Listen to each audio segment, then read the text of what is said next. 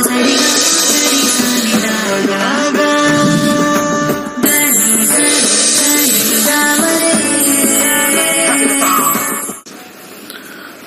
ಶ್ರೀ ಗುರುಭ್ಯೋ ನಮಃ. ಹರಿಹಿ ಓಂ. ಓಂ ಕ್ರಾಂ ಕ್ರೀಂ ಕ್ರೌಂ ಸಹ ಭೌಮಾಯ ನಮಃ.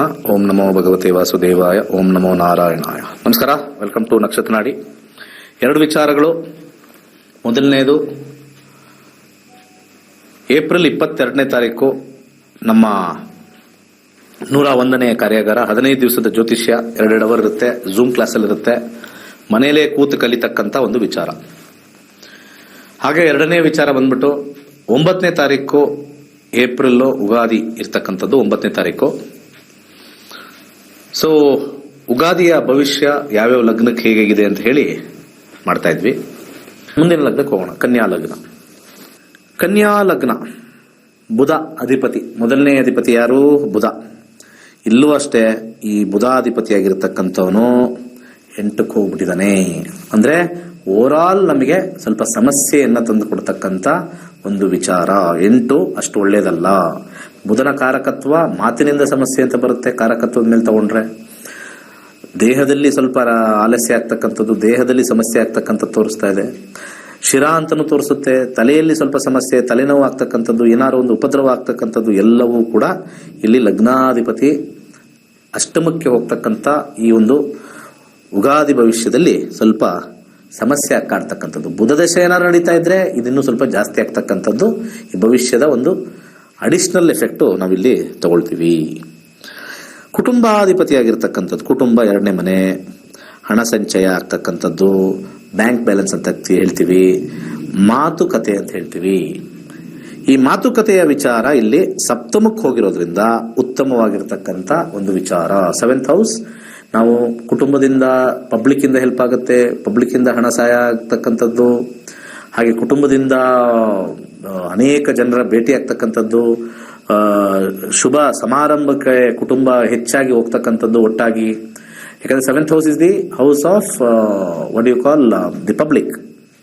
ಸೊ ಎಷ್ಟೋ ಫಂಕ್ಷನ್ ಹೋಗ್ಬಿಟ್ಟಪ್ಪ ನಮ್ಮ ಫ್ಯಾಮಿಲಿ ಎಲ್ಲ, ಏನ್ ಫಂಕ್ಷನ್ ಮೇಲೆ ಫಂಕ್ಷನ್ ಹೋಗ್ತಾನೆ ಇದೀವಿ, ಎಲ್ಲೋದ್ರೂ ನಮ್ಮ ಫೋಟೋಗಳು ಬರ್ತಾ ಇದೆ. ಈ ರೀತಿ ಆಗ್ತಕ್ಕಂಥದ್ದು ಹಣ ವಿಚಾರದಲ್ಲಿ, ಎಲ್ಲಾ ವಿಚಾರದಲ್ಲೂ, ಅನೇಕ ವಿಚಾರದಲ್ಲಿ ಚೆನ್ನಾಗಿ ಉತ್ತಮವಾಗಿ ಆಗ್ತಕ್ಕಂಥ ತೋರಿಸುತ್ತೆ. ಹಾಗೆ 3ನೇ ಅಧಿಪತಿ ಆಗಿರ್ತಕ್ಕಂಥದ್ದು, 3ನೇ ಅಧಿಪತಿ ಇಲ್ಲಿ ಮಂಗಳ. ಮಂಗಳ ಇಲ್ಲಿ 6ನೇ ಮನೆ ಕೂತಿರೋದ್ರಿಂದ ಸ್ವಲ್ಪ ಮಾತಿನಿಂದ ಜಗಳಗಳು ಬರ್ತಕ್ಕಂಥದ್ದು, ಸಂಭಾಷಣೆಯಿಂದ ಜಗಳಗಳು ಬರ್ತಕ್ಕಂಥದ್ದು.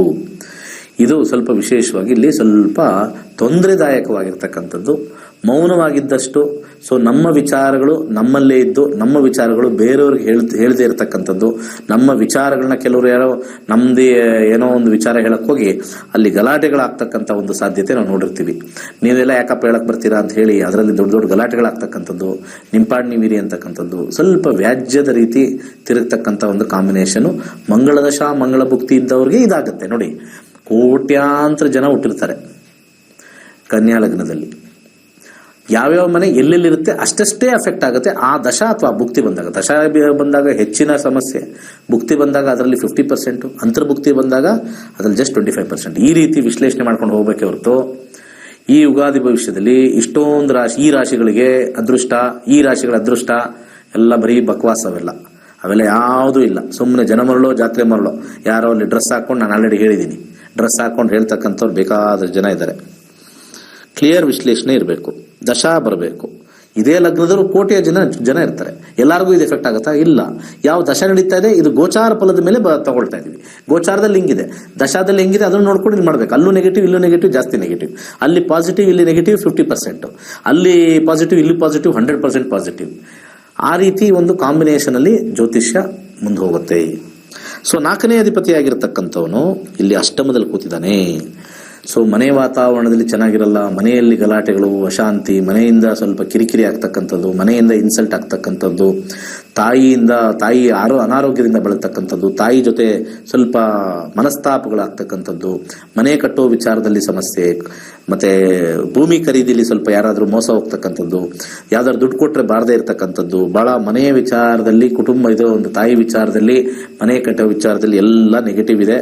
ಬಹಳಷ್ಟು ಕೇರ್ಫುಲ್ ಆಗಿ ಇರಬೇಕಾಗಿರ್ತಕ್ಕಂಥ ಒಂದು ಕಾಂಬಿನೇಷನ್.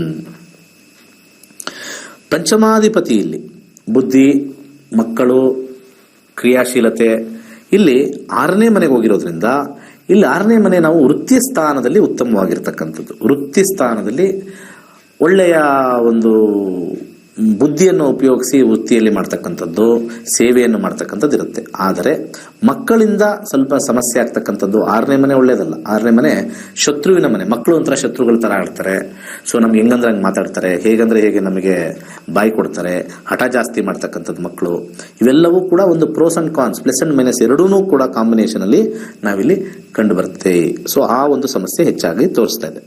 ಹಾಗೆ ಇನ್ನೊಂದು ವಿಶೇಷ ಇಲ್ಲಿಂದ 6ನೇ ಅಧಿಪತಿ 6ರಲ್ಲಿದೆ. ಯಾವಾಗ 6ನೇ ಮನೆ 6ರಲ್ಲಿದ್ದಾಗ ಶತ್ರುಗಳೇ ಇರೋದಿಲ್ಲ. ಆಚೆಗಡೆ ಇರೋ ಶತ್ರುಗಳ ಬಗ್ಗೆ ಲೆಕ್ಕ.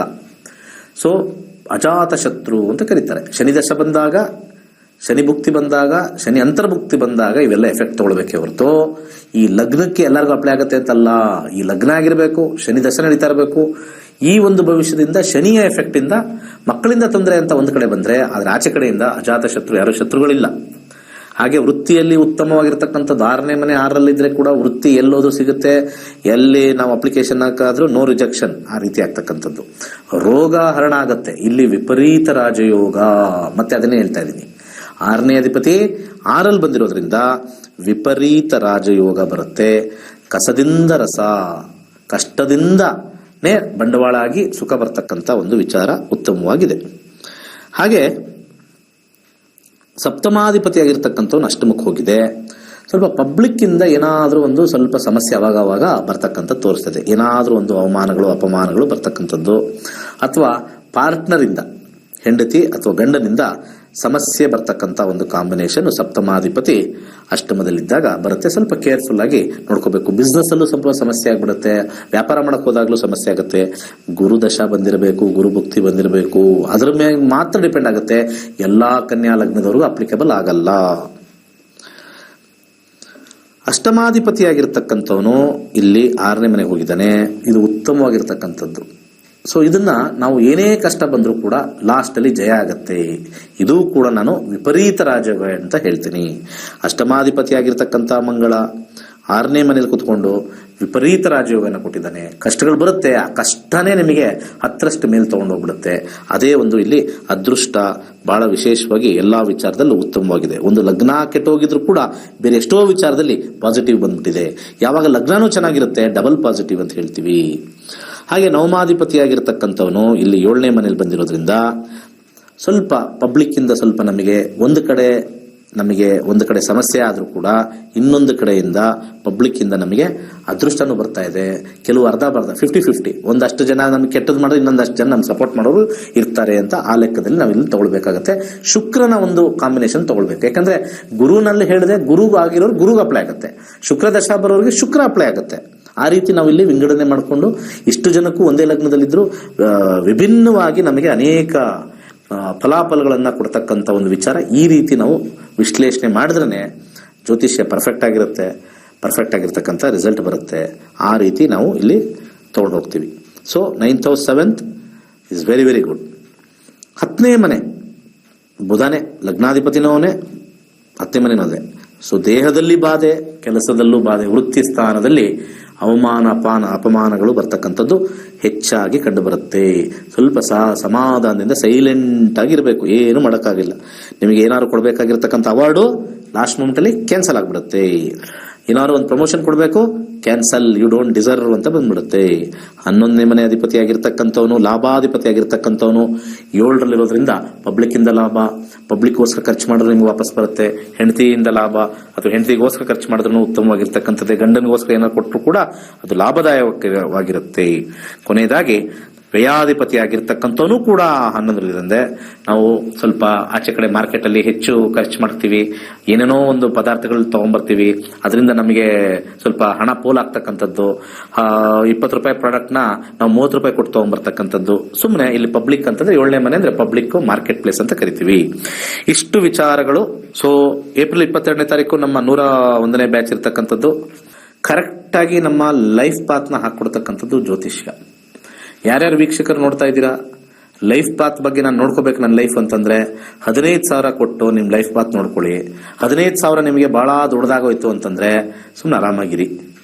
ಯಾಕಂದ್ರೆ ನಾವು ಗೊತ್ತು ಯಾರ್ಯಾರು ಎಷ್ಟೆಷ್ಟು ಖರ್ಚು ಮಾಡ್ತಾರೆ ಅಂತ. ಎಲ್ಲ 15,000 ತಲೆಯಲ್ಲಿ ಮೇಲ್ಗಡೆ ಇರ್ತಕ್ಕಂಥದ್ದು. ಒಳ್ಳೇದಾಗ್ಲಿ, ಸರ್ವೇ ಜನ ಸುಖಿನೋ ಭವಂತು. ಜ್ಯೋತಿಷ್ಯ ಕಲಿಯಬೇಕೆಂಬ ಆಸಕ್ತಿ ಇದೆಯೇ? ಪಂಡಿತ್ ದಿನೇಶ್ ಗುರುಜಿ ಅವರು ನಡೆಸಿಕೊಡುವ ನಕ್ಷತ್ರ ನಾಡಿ ತರಗತಿಯಲ್ಲಿ ನಿಮ್ಮ ಜೀವನದಲ್ಲಿ ಸಂಭವಿಸಲಿರುವ ಸಿಹಿ ಕಹಿ ಘಟನೆಗಳನ್ನು ದಶಾಭುಕ್ತಿ ಮುಖಾಂತರ ತಿಳಿಯಿರಿ. ಏಪ್ರಿಲ್ 22ರಂದು ಶುರುವಾಗುವ 15 ದಿನಗಳ ಆನ್ಲೈನ್ ತರಗತಿಗಳಿಗೆ ನೋಂದಾಯಿಸಿಕೊಂಡು ಸನಾತನ ಪರಂಪರೆಯ ನಕ್ಷತ್ರ ನಾಡಿ ಜ್ಯೋತಿಷ್ಯವನ್ನು ಕಲಿಯಿರಿ. ಹೆಚ್ಚಿನ ಮಾಹಿತಿಗಾಗಿ ನಮ್ಮ ನಕ್ಷತ್ರ ನಾಡಿಯನ್ನು ಸಂಪರ್ಕಿಸಿ. ಧನ್ಯವಾದಗಳು.